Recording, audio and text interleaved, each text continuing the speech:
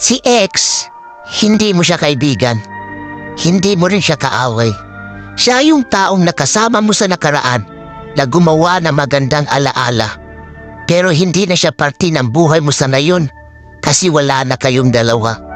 Pwede siya yung dahilan kung bakit nasaktan ka ng sobra-sobra.